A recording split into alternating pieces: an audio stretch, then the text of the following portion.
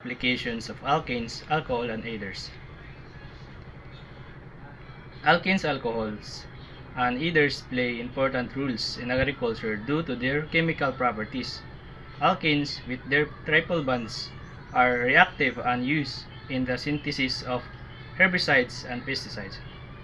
For example, they help in creating compounds that target weeds without harming crops.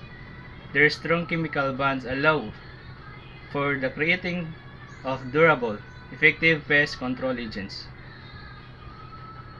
Alcohols like ethanol are common in agriculture as disinfectants and solvents.